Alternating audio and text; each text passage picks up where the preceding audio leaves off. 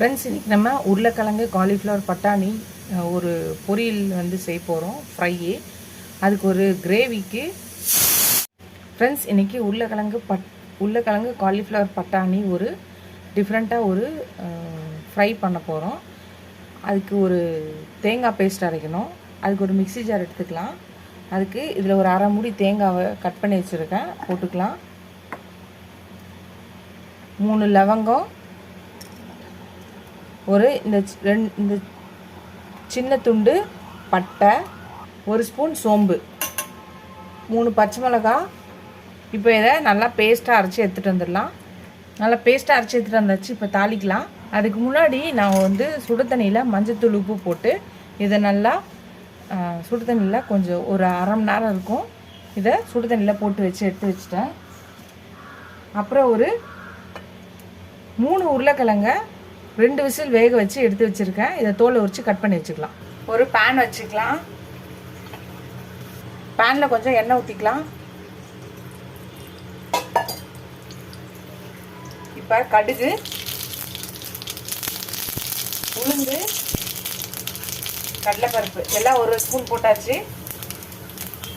ஒரு அரை ஸ்பூன் சோம்பு, ஒரு அரை ஸ்பூன் சீரகம், வெங்காயம் பெரிய சைஸில் 2 வெங்காயம் அரைஞ்சிருக்கேன், போட்டுக்கலாம். இப்போ அதையும் சேர்த்து வதக்கிக்கலாம். 1 ஸ்பூன் இஞ்சி பூண்டு பேஸ்ட் போட்டுக்கலாம். கொஞ்சம் கருவேப்பிலை போட்டுக்கலாம். இப்போ இதையும் சேர்த்து வதக்கிக்கலாம். கொஞ்சம் மஞ்சத்தூள் போட்டுக்கலாம். 1/4 ஸ்பூன் மஞ்சத்தூள் போட்டிருக்கேன், அதையும் சேர்த்து வதக்கிக்கலாம்.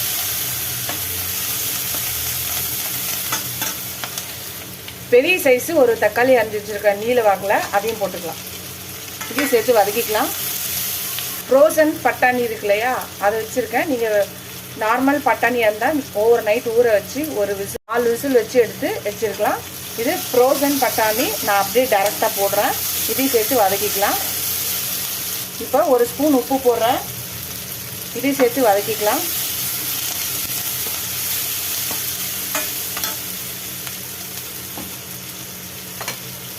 ஒரு ஸ்பூன் ரெட் சில்லி பவுடர் போடுறேன்.